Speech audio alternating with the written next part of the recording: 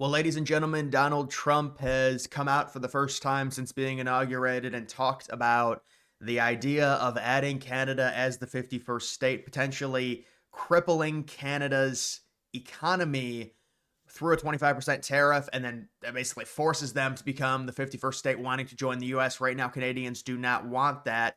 But with the dynamics playing out, it could be something that may end up happening if the Canadian citizens realize the tariffs are really bad in terms of how badly they cripple Canada. My guess is if Canada really wants to go through with this trade war, it's going to be very bad on the Canadians. And we do have someone from Canada trying to explain, say, no, Canada gives the United States things at such a crazy discount. I'm going to explain why that's pretty much irrelevant when it comes to the idea of a trade war and what Trump really wants from Canada, because I'm still not 1000% sure. I think it is leverage for negotiations, but Trump once again talks about possibly adding Canada as the 51st state. We're going to go ahead and play this. Be demanding is we're going to be demanding respect from other nations.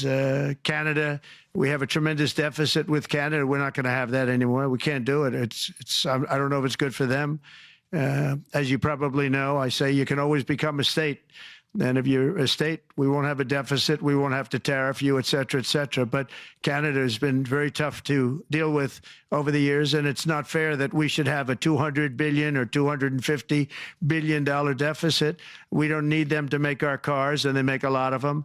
We don't need their lumber because we have our own forests, et cetera, et cetera. We don't need their oil and gas. We have more than anybody. And so, yeah, Trump's absolutely right in terms of the United States. Based off of our climate diversity, it's a lot easier for us to produce different goods and be more independent and also trade with other countries. Now, Canada, the Canadians do have some points in terms of trade, and you can see this person from Canada talks about just the idea of trade between the US and Canada and says, well, Canada gives the United States a discount on things like lumber and oil, and it's very important. And while that is true, the context to that is Canada shares a land border with the most powerful country in the history of the world. It's kind of obvious why they would give the United States a discount. Now, what I would imagine, would happen if Canada says, no, we're not giving you a discount on anything. I would imagine it would be very ugly for Canada and their situation if they did not give the United States a discount. The U.S. would look elsewhere, which would really cripple Canada because Canada, just based on, this is so obvious. When you look at where Canada is located with their climate, with their overall makeup in terms of GDP, with their population being significantly lower than the United States, the U.S. has so many more options in terms of trade with other countries, let alone the ability to produce so many more things based off of our different climates.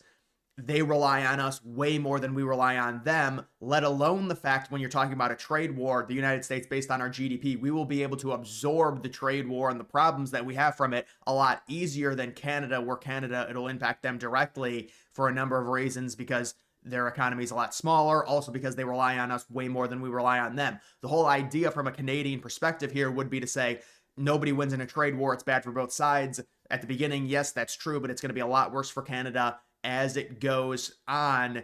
And I think what Trump is trying to say is, listen, we want the natural resources for even cheaper. Obviously, Trump's also leveraging the idea of putting this 25% tariff on and then saying, look, I can take that off tomorrow. Let's say it actually happens. He could say, I can take that off tomorrow as long as you join the United States and become the 51st state, which would be a major coup for Trump. There are some people saying it's globalism, it's not good. I think that's a little bit out of context. It's not like the United States is going to invade India. You could argue, well, this is how it starts. Obviously, I don't think Greenland is anything to do with globalism. I was against acquiring Canada. I would say maybe the upper provinces. And you talk to experts, they say, yes, this is going to be a problem for the United States. There's going to have to be some type of relationship between the U.S. and Canada, which is even more thorough than it already is, because those upper areas, those provinces are going to become very important in terms of shipping lanes and just with the climate shift and everything like that. They're going to get more and more meaningful. And that's why Trump also wants Greenland. And Trump has come out and, he talks about this deficit, $200 billion. I think he wants resources for as cheap as possible. It's very similar to Greenland. With Greenland, he said, well, the reason is because we need to secure it, and it's an overall security of NATO and of the West and things like that.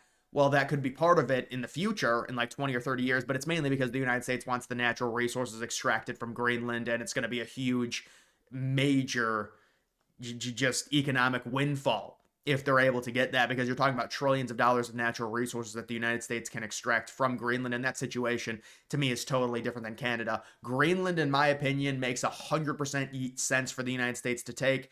Canada, right now, the Canadians don't want to do it. Now, that can change very easily if they realize how bad the tariffs are going to be for them. And also the idea to where the United States can kind of sweeten the deal on them becoming a state or staying a territory, whatever, to where obviously you get full protection from the United States. That's a huge added benefit. Although right now I do think that most Canadians don't really feel threatened by much of anything. And in a wartime scenario where, let's just say, Russia invades Alaska and is trying to come in, to enter that North America through that upper region, like through Alaska into Canada, the United States would just, and it wouldn't even matter. I mean, Canada would be like, yes, please come help us, bring as many troops as possible, bring whatever you want. Obviously there's scenarios like in Fallout where the United States annexed Canada right at the start of World War, which could happen as well, because it's like, it really doesn't matter at that point. You're trying to win. You're trying to preserve and defend North America. But not that, like, the dynamics of that are not realistic because of how powerful the United States is. Anyone trying to invade any area in North America, it would go horrible for them. So that's why I don't think Canada really thinks they need the United States to, this is all like a posturing thing, to where if it was an actual situation where Canada needed help, they would be like, yes, annex us, do whatever. They just don't think it's ever going to happen, basically.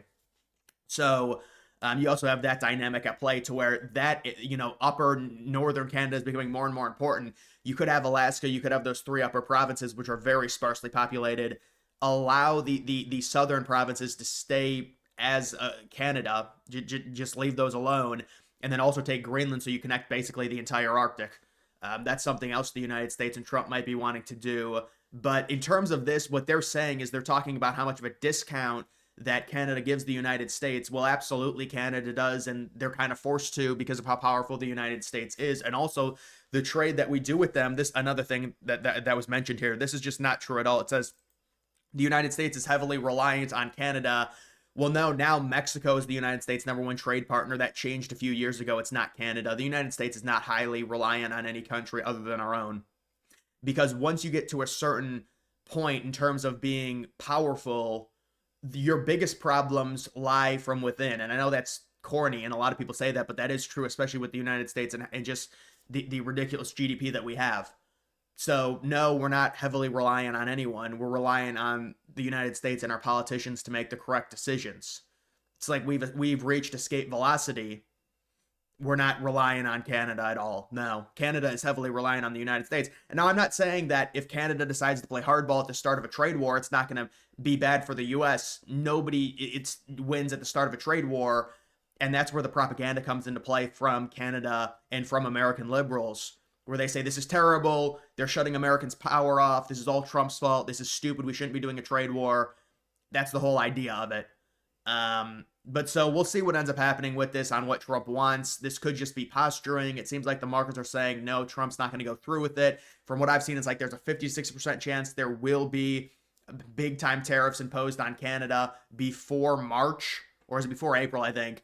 So we'll have to see if it ends up happening, but this strategy by Trump, even if he doesn't go through with the tariffs, you're still putting pressure on Canada for a better trade deal in 2026. And I think Trump wants the resources as cheap as possible, not 50% off. He wants them like 90% off. I mean, look, I don't know. Maybe he does want Canada, and it's possible. I mean, if you cripple them with tariffs, it could make sense for them just to join the United States as a territory. But obviously, he's come out and he says he wants them to be a state. I would like him to expand on that, exactly what he means by that. Like the entire country becomes a state. I mean, based off their population, yes, it is possible. It would be like 55 electoral votes, which would be a huge problem for Republicans if that ended up happening. If they became a territory, I also think it would be a problem because, although I don't know, maybe, one of the interesting things with Puerto Rico is, and liberals, they won't say this because they're pissed off. They want Puerto Rico to become a state because they want the electoral votes and the governor and the senators. But Puerto Rico, most of the people are content with being a territory because they get kind of the best of both worlds with the United States. They get the protection, they get some money, but they don't have to deal with the taxes and things like that. So Puerto Rico people think, well, that's the worst case scenario. You're 1 foot in, 1 foot out. You're not independent, but you're also not a state. You're a territory. But they like that. It's like 60% of them like that they're a territory right now. So maybe Canada would like that. I don't know. But either way, guys, that is going to do it for this video. Make sure you follow me on X. Link to that's always in the description.